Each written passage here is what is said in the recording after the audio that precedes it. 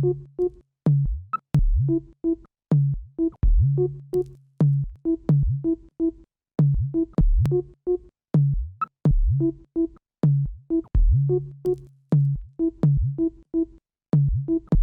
you always aspire to create and showcase menswear or women's wear? Always women's wear because I started off making clothing for myself. It only started into menswear because I was asked to for a local show. And they had asked me if I could do 2 pieces only. Okay. And I thought it was a good challenge. I've never really made menswear before. So I was kind of like, oh, okay, like we'll just make 2 simple, very simple coats, not fitted, nothing like crazy. But when you start, you get obsessive. And then a 15 look collection happens, you know. Well, okay, that wasn't, I think I ended up doing 4 pieces. But yeah, I started off saying like, okay, we're gonna do not fitted, like just very straight cut, easy. They can just go down the runway, make the show producers happy.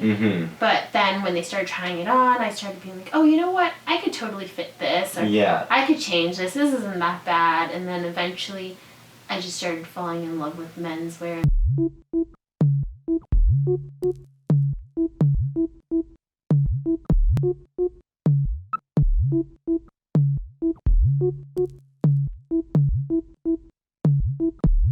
So there's a thing now here in Toronto. It's like a new movement in the way that designers are selling off the runway, like a buy it now option right when it gets off the runway in the showroom.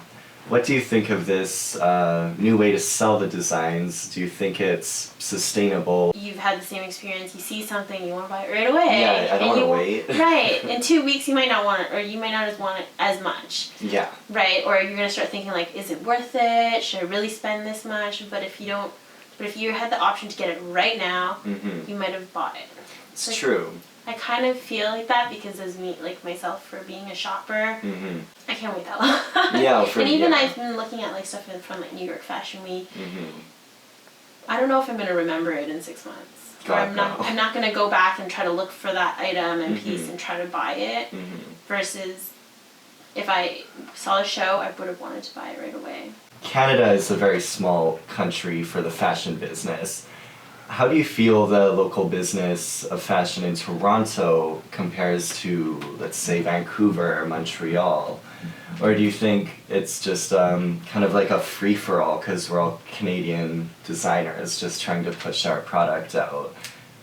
So I think it's really different, and I think Toronto is just, it's its own. You'll get the more Asian-inspired in Vancouver, but then in Toronto you get very kind of like funky, like artsy kind of. A little bit of grit. You know, people aren't afraid to like. Right, people aren't afraid at all, and you'll see like you'll go outside and you'll see just on Queen Street and you'll see people wearing some crazy stuff, but nobody's staring to be like ew. People are staring to be like whoa, like that's dope. Very interesting. Like that's crazy. Like, and like I think everyone kind of partially wishes they had the balls to wear something crazy. True. And even for me, like sometimes I walk out, I'm like, I wish I could like walk out there and like just be fearless and wear something really crazy. But if you could have any celebrity, no question, you know, who would embody your brand the best? And I think George Clooney. George Clooney. And I think if Sean can ever get George Clooney to wear one of my coats, I think we'll retire. Life made. I think so. I think I'm done. No, that would be like the very beginning of that. Like George Clooney wears your coat. Exactly. It's and like, gets photographed. Yeah. I'd love to be in that photograph with him. Or in the coat with him. In the coat with him. My God, sounds like a good style segment. In the coat with George Clooney. Right.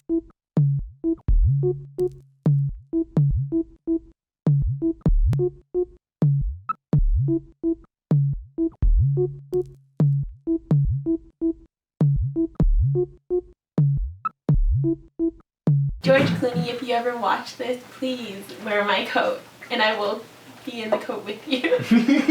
If you buy a Candace Daniela coat, it comes with Candace Daniela. Herself. So what do you do to relax post-collection? Because it's really insane leading up, I'm sure. and it's like everything's coming at once. And so what do you do after the collection? I remember after Tom, I went home, I fell asleep for that one night, and then the next day I woke up and I was like, I'm so ready for Toronto Fashion Week, and like, let's go. And then after Toronto Fashion Week, same thing. I went home, I like knocked out, and the next day I was already thinking about spring, summer. Yeah. And I don't know, I don't want to relax. I know I'm scared exactly. like if I relax, I will get lazy or something, but like right now I might as well just feed off of that energy and keep going and do as much as I can and do everything that I want to do. I went home for a weekend, just to Mississauga where my parents live, and I didn't bring any of my sewing stuff home. And I actually I didn't know what to do with myself. Yeah. It's just weird. You like, really just get obsessive. Yeah, it's like designer FOMO, like, to the worst extent. Oh my god, that is so right. Yeah, no, it's... That is so right. I definitely have that, and then you want to rush to make something because you want to be the first one out there.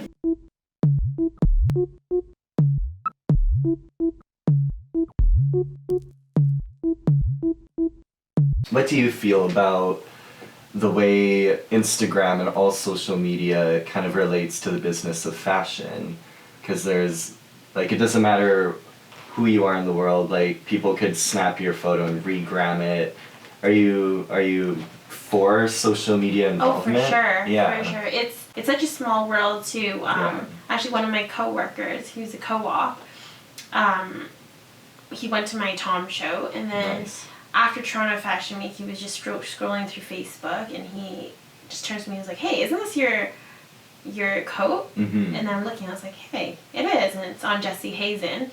But I've seen that picture. Yeah. He was like, oh, my friend just reposted it for some reason. This is kind of weird. Yeah. And I was like, oh, is your friend a blogger? And he's like, no.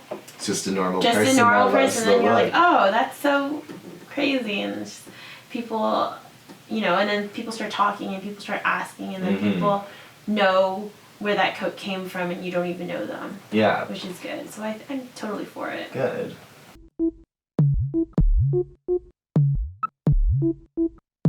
And you incorporate eco methods. Would you like to explain more on that? Yes. I mean, it's really hard, I think, for anyone to be 100%, and it's difficult, and I can't say like, oh, I'm 100%, but I definitely try my best to do that part as well as I can. And work. You need to get down with Candace Daniela. This is a great interview. Thank you. Thank you for the interview. Thank you for You did interviewing. amazing. And I want to continue covering you. Okay. Because you're just amazing and you're fun and bubbly. You meet some like fashion people, right? And like they're just like... Sometimes. No. Twerking. Like, Even twerking.